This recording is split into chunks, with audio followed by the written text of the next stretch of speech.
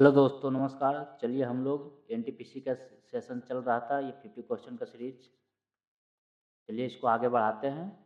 ये अब तक 6 क्लास हो चुका है। ये चलिए 7वां क्लास है। ये क्लास 7 है, मतलब डे 7। चलिए प्रीवियस ईयर सवाल है और एनटीपीसी में इससे बहुत क्वेश्चन आ सकते हैं फ्रेंड्स। इसलिए चलिए देखते हैं क्वेश्चन नंबर 1। चूँकि बहुत बार देखेंगे आप, यहाँ पे भी देखिएगा रिपीट होगा और पिछले वीडियो से भी रिपीट होता है, मतलब प्रीवियस ईयर भी जरूर करना चाहिए। इसका मतलब यही कहने का मतलब हुआ। चलिए, निम्नलिखित में से कौन पहला विदेशी आक्रमणकारी था जिसने एक अभियान चलाया और भारत में प्रवेश करने में सफल रहा? ये किसने चलाया? ये साइरस ने चलाया। ये साइरस जो था वो भारत में प्रवेश करने में सफल रहा था। दूसरा, city of seven hills is, मतलब 7 पहाड़ियों का शहर किसे कहा जाता है? ये कहा जाता है रोम को कहा जाता है 7 पहाड़ियों का शहर। और 7 टापुओं मुंबई को कहा जाता है। ये टापू है। 7 पहाड़ियों का शहर किसे कहा जाता है? रोम को कहा जाता है फ्रेंड्स। सक्रिय कीचड़ उपचार कहा जाता है। Activated sludge treatment is called. सक्रिय कीचड़ उपचार कहा जाता है ये जैविक उपचार को, बायोलॉजिकल ट्रीटमेंट, जैविक उपचार को कहा जाता है सक्रिय कीचड़ उपचार। चलते चौथा की ओर।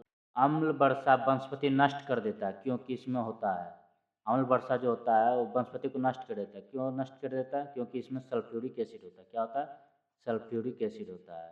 चलिए फ्रेंड्स, ये अम्ल वर्षा क्या होता है? मतलब जनरली 5.0 से 5.5 या 6, कहीं भी 6 भी रहता है। मतलब यहाँ तक वर्षा को अम्लीय वर्षा नहीं कहा जा सकता, मतलब इसको उदासीन कहा जा सकता है। इसको तटस्थ, मतलब उदासीन रहता है। मतलब वर्षा का जल को शुद्ध जल भी कहा जाता है। इसमें करंट प्रवाह करेंगे तो करंट प्रवाह नहीं होगा, लेकिन जनरली ऐसा कीजिएगा नहीं। प्रैक्टिकल फ्रेंड्स कहा गया है, लेकिन आजकल कोई भी वर्षा का मतलब वर्षा जल में वो शुद्ध नहीं रहा है 100%, इसलिए करंट फ्लो हो सकता है। इसलिए ये सब नहीं कीजिए। बस जनरली जो साइंस कहता है वो उसके अनुसार कह रहा है फ्रेंड्स।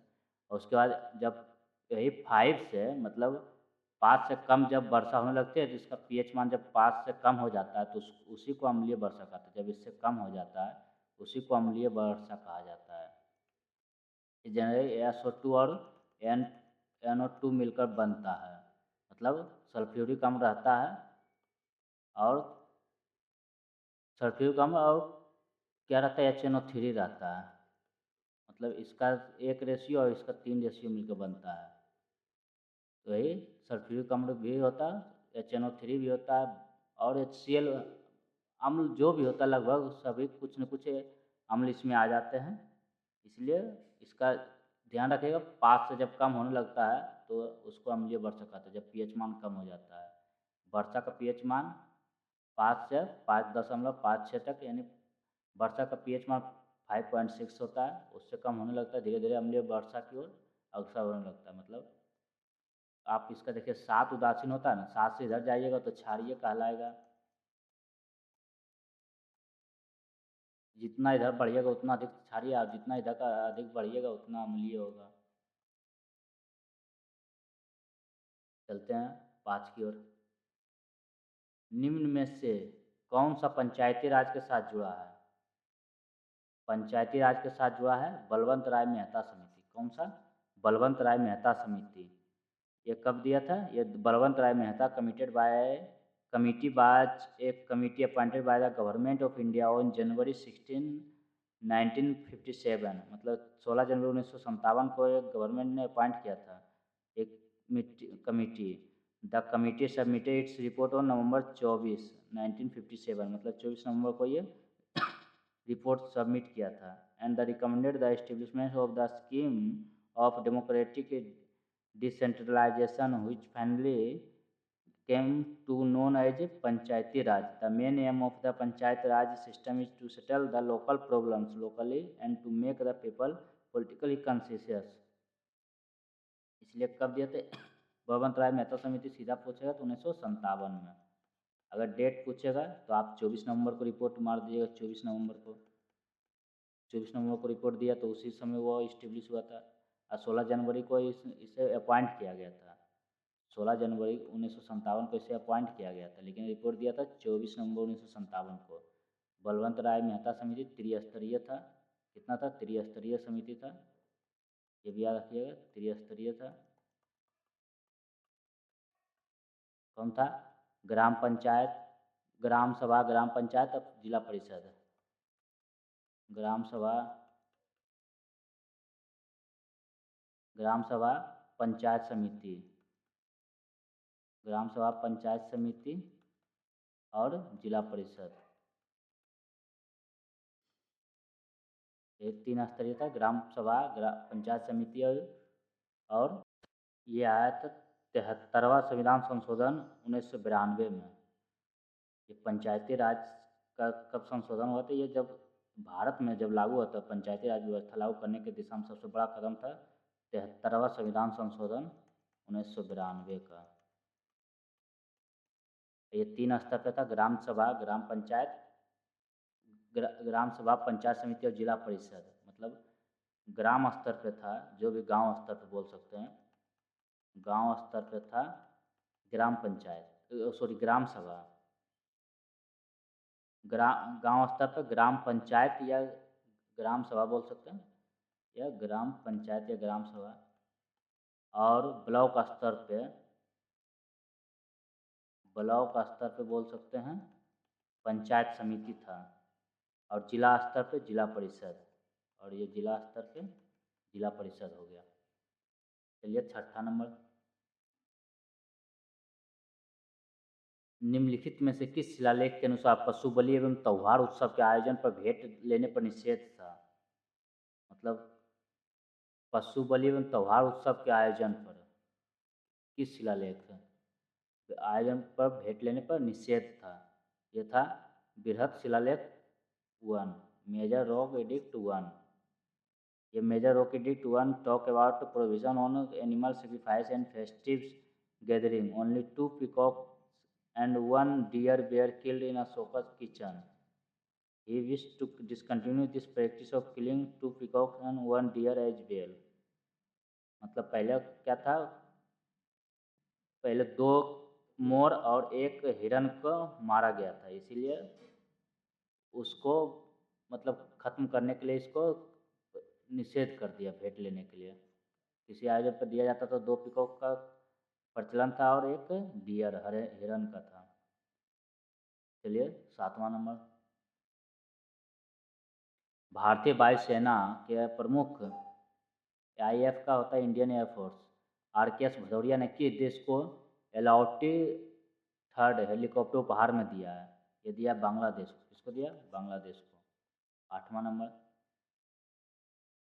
किसने संविधान के एक तरह से राज्य के नीति निर्देश सिद्धांतों एक चेक पर बैंक की सुविधा पर दे सभा में कहा है? एक चेक पर बैंक की सुविधा पर दे सभा में कहा है, ये कहा था केटी शाह। किसने? केटी शाह। चलते आगे 9 नंबर, कार्बन क्रेडिट की अवधारणा से उत्पन्न, कार्बन क्रेडिट की अवधारणा से क्या उत्पन्न होता है? यह कार्बन क्रेडिट की अवधारणा से उत्पन्न हुआ क्योटो प्रोटोकॉल। क्योटो प्रोटोकॉल में कार्बन पर बात किया गया था। The concept of carbon credit originated from the Kyoto protocol on climate change. The Kyoto Protocol is an international treaty which extends the 1992 United Nations Framework Convention on Climate Change. मतलब 1992 में हुआ था Kyoto protocol, ये भी याद रख लीजिएगा। 1992 में क्योटो प्रोटोकॉल, ये क्योटो प्रोटोकॉल कब? 1992। पृथ्वी शिखर सम्मेलन, ये पृथ्वी शिखर सम्मेलन रियो डी जेनेरिया में हुआ था। किसके उपलक्ष्य में हुआ था? ये हुआ था पर्यावरण और विकास पर। ये हुआ था 3 से 14 जून 3 से 14 जून हुआ था। ये भी 1992 में हुआ था, ये भी याद रखिए। 1992 में पृथ्वी शिखर सम्मेलन भी और क्योटो प्रोटोकॉल भी। और मॉन्ट्रियल प्रोटोकॉल ये था 16 सितंबर को। ये कब हुआ था? ये हुआ था 16 सितंबर 1987 को। 16 सितंबर 1987 को। इसलिए ये हम जानते हैं 16 सितंबर को ओजोन डे भी मनाया जाता है। क्या? O3 डे भी मनाया जाता है, ओजोन डे भी मनाया जाता है। ये पराबैंगनी किरणों से जो हानि पहुंचता है पृथ्वी पर रहने वाले जीव जंतुओं को, उसके उपलक्ष्य में मनाया गया था, मतलब मोंटे प्रोटोकॉल। चलिए ये हो गया 9। 10वां नंबर। 10वां क्या, शारीरिक शिक्षा का लक्ष्मीबाई नेशनल इंस्टीट्यूट कहाँ है? शारीरिक शिक्षा का लक्ष्मीबाई नेशनल इंस्टीट्यूट ये है कहाँ? ग्वालियर में है। कहाँ? ग्वालियर में है। चलते हैं आगे। ठोस स्नेहक निम्नलिखित में से कौन सा है? एक ठोस स्नेहक क्या है? ग्रेफाइट है। जब ग्रेनाइट चट्टानों में तब्दील हो जाते हैं तब क्या बन जाते हैं? जब ग्रेनाइट चट्टानों में तब्दील हो जाते हैं तो सेल बन जाते हैं। क्या? सेल बन जाते हैं। 13 नंबर। चिरेप्टोफिली का अर्थ क्या है? चिरेप्टोफिली होता है चमगादड़ से परागण होता है। चिरेप्टोफिली क्या होता है? चमगादड़, हवा से परागण होता है, pollination by bean, production of flower, फूलों का उत्पादन, पत्तियों का उत्पादन, production of leaves. 14 number. 14 number में क्या कहा? एक रोजगार की स्थिति जहाँ कृषि श्रमिकों को सीमांत उत्पादकता शून्य के रूप में जाना जाता है वो क्या कहलाता है? वो कहलाता है परछन बेरोजगारी। क्या? परछन बेरोजगारी। एक रोजगार का जहाँ कृषि श्रमिक को सीमांत उत्पादकता शून्य के रूप में जाना जाता है वो क्या कहलाता है? परछन बेरोजगारी। 15 नंबर।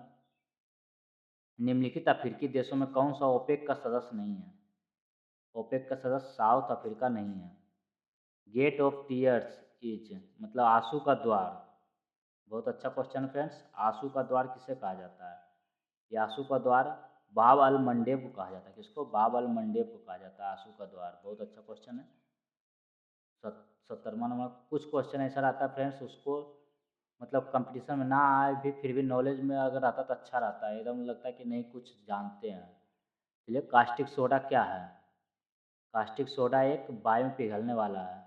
दिल्ली डिलिक्यूसेंट है। क्या है? वायु में पिघलने वाला कास्टिक सोडा। कास्टिक सोडा का फॉर्मूला क्या होता है? कास्टिक सोडा धोवन सोडा जिसको कहते हैं, Na2CO3 इंटू 10H2O होता है। एक बेकिंग सोडा होता है। बेकिंग सोडा, कास्टिक सोडा या बेकिंग सोडा, एगो खाने वाला सोडा होता है।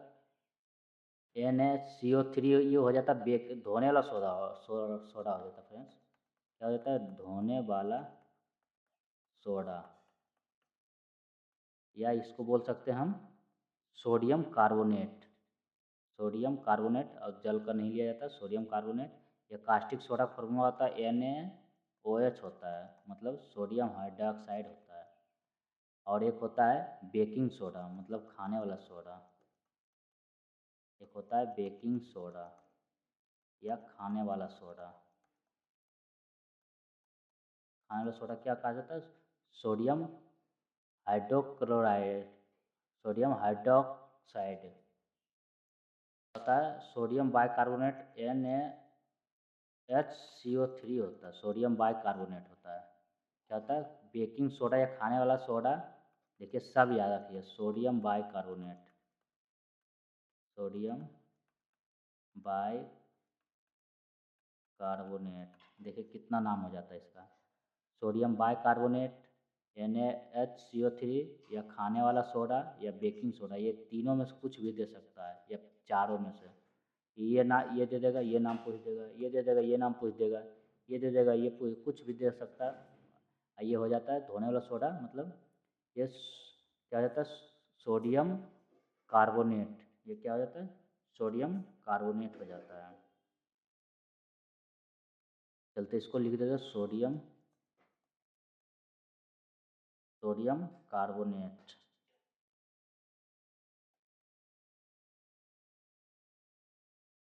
सोडियम कार्बोनेट हो जाता है, यह धोने वाला सोडा। और ये हो जाता है कास्टिक सोडा NaOH, या सोडियम हाइड्रोक्साइड। इसको क्या कह सकते हैं? Sodium hydroxide.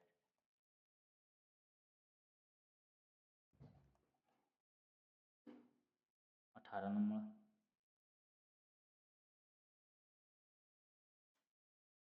लाल बत्ती को यातायात रोकने के लिए यातायात सिग्नल में प्रयोग किया जाता है।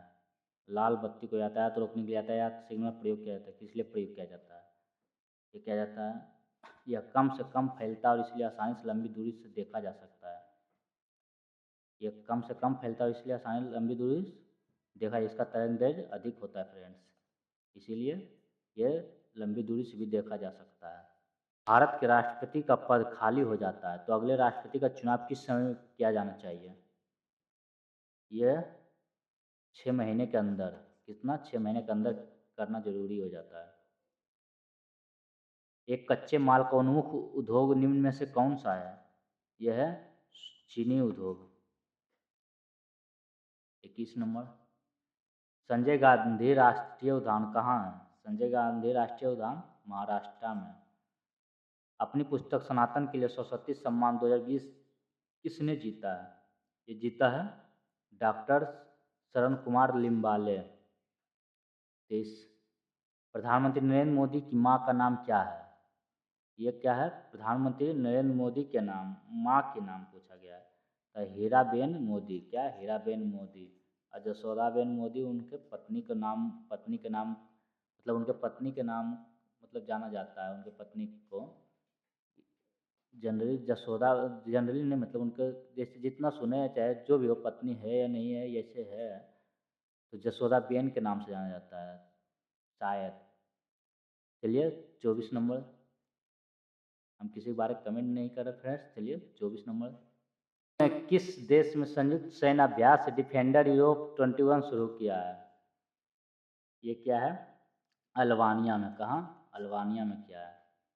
चलते हैं 25 क्वेश्चन ये हो जाएगा, फिर अगला सीरीज में 25 देख लेंगे। भारत के संविधान के अनुसार 170 के अनुसार विधानसभा सदस्यों की अधिकतम शक्ति राज्य में प्रादेशिक निर्वाचन क्षेत्र में प्रत्यक्ष निर्वाचन द्वारा चुने गए सदस्यों अधिक नहीं हो सकता।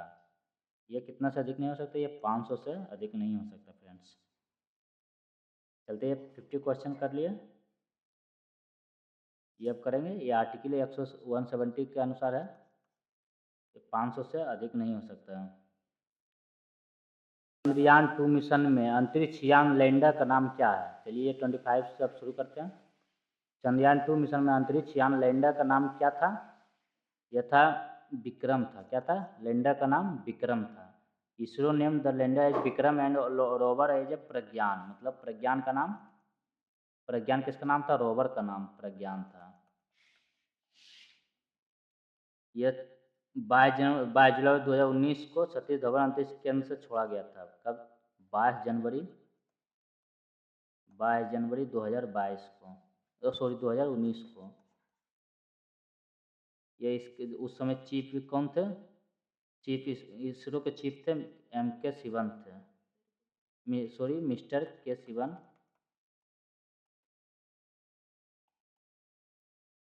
दूसरा, निम्न में से कौन सी धातु सर्वाधिक लचीली होती है? सर्वाधिक लचीली सोना होता है। इसको चूर चूर के देखते कितना पतला से पतला तार बनाया जाता है। एल्युमिनियम Al होता है, गोल्ड Au होता है, औरम गोल्ड, टीन का Sn होता है संकेत, तांबा का कॉपर होता है Cu। चलते हैं तीसरा नंबर, राष्ट्रीय डेयरी विकास बोर्ड के अंतरिम अध्यक्ष के रूप में किसे नियुक्त किया गया? ये क्या गया है? वर्षा जोशी को। किसको? वर्षा जोशी को। निम्न में से किसने मुगल साम्राज्य की राजधानी आगरा से बदलकर दिल्ली कर दी थी? आगरा से बदलकर दिल्ली, ये क्या था? शाहजहां ने। किसने? शाहजहां ने आगरा से बदलकर दिल्ली कर दिया था। इसका शासनकाल कितना से कितना रहा था? 1627 से 58 रहा था। 1627 से 58 तक रहा था। चलते हैं आगे। इसके बचपन का नाम क्या था? इसके बचपन का नाम खुर्रम था। इसके बचपन का नाम खुर्रम था। 5वां नंबर, यह खोज किसने की थी? विद्युत धारा चुंबकीय क्षेत्र का निर्माण करती है, जिसने विद्युत एवं चुंबक के बीच पहले संबंध की खोज की थी। ये एच क्रिश्चियन ऑर्स्टेड। 6ठा नंबर, आयुष्मान भारत योजना को किस मंत्रालय के तत्वाधान में शुरू किया गया था? चलते इसका और ऑप्शन देख, स्वास्थ्य एवं परिवार कल्याण मंत्रालय, ministry of health and family welfare. Olympic कांस्य विजेता खिलाड़ी माइकल किंडो का हाल में निधन हो गया, वो किस खेल से जुड़े थे? वो जुड़े थे हॉकी से। किस खेल से? हॉकी से जुड़े हुए थे। 8वां नंबर, क्षेत्रफल की दृष्टि से सबसे बड़ा साम्राज्य किस मुगल शासक का था? सबसे बड़ा साम्राज्य ये था औरंगजेब का। औरंगजेब का साम्राज्य सबसे बड़ा था। इसका ये कब से कब तक शासन किया था? ये 1658 से 1707 तक। तो शाहजहाँ के बाद यही आया था और 1658 से 1707 तक किया था। चलते हैं आगे। ये हो गया इसका 8 हो गया। 9 की ओर चलते हैं।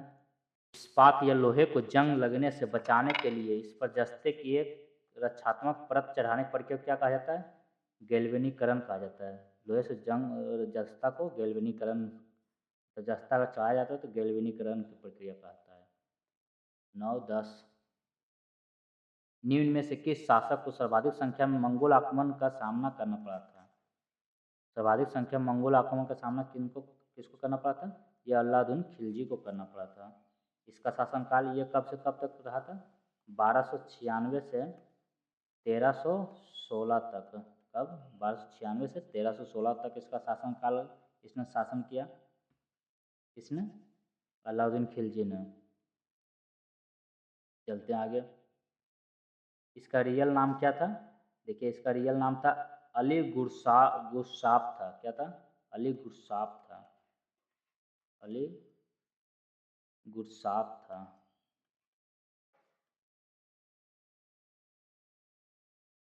चलते आगे। ये हो गया अलाउद्दीन खिलजी। ये 100 ये भी 100 दे सकते हैं, या ये भी 100 दे सकते हैं। गुरसाप 11।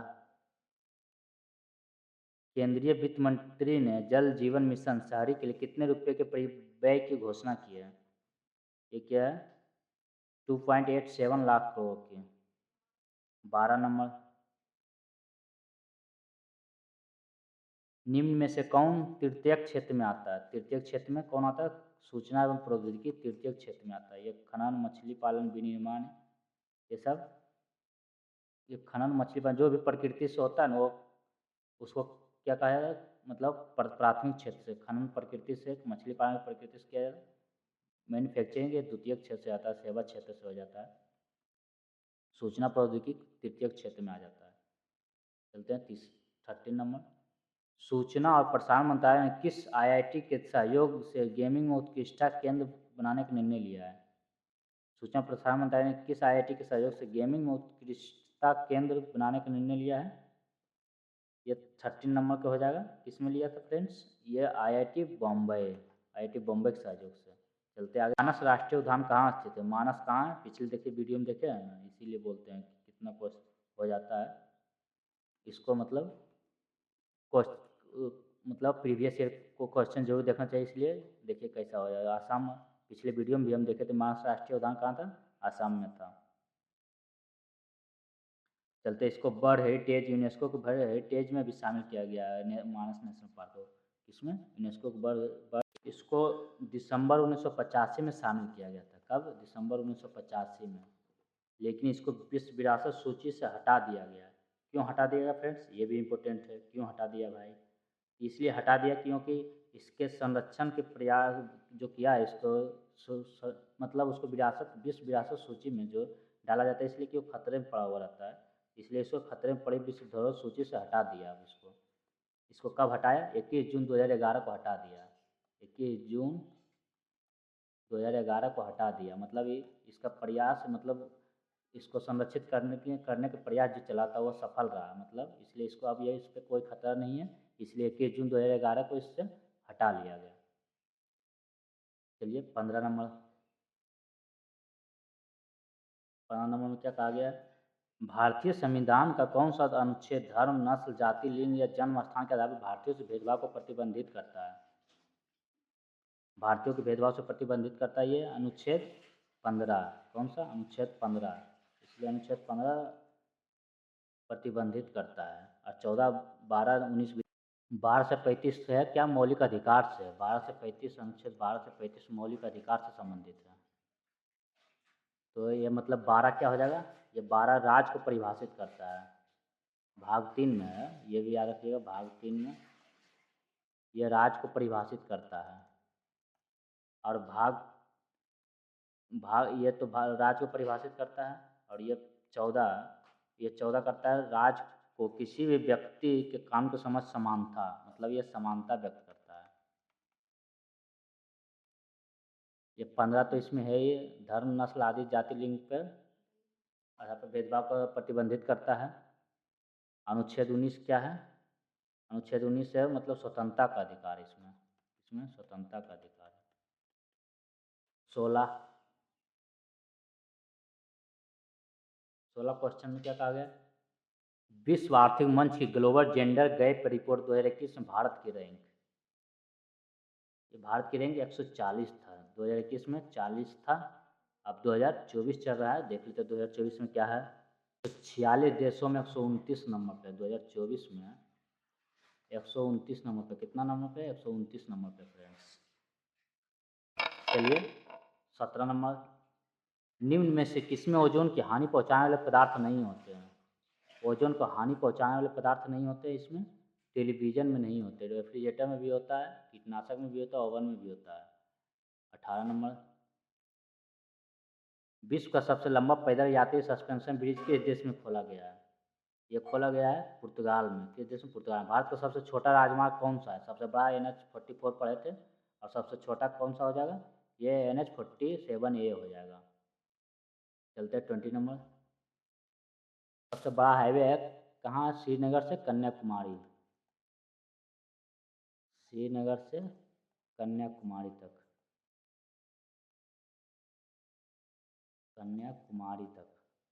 और ये NH-44 है। कुंदनूर से विलिंगडन, कुंदनूर से विलिंगडन मतलब कोची केरला में है, मतलब ये केरल में है। कुंदनूर से कहाँ है, कहाँ तक है? विलिंगडन, WINGDON, विलिंगडन तक है। 20वां नंबर कहा गया है, लोकसभा के महासचिव के रूप में किसे नियुक्त किया गया है? लोकसभा के महासचिव के रूप में ये उत्पल कुमार को। किसको? उत्पल कुमार को।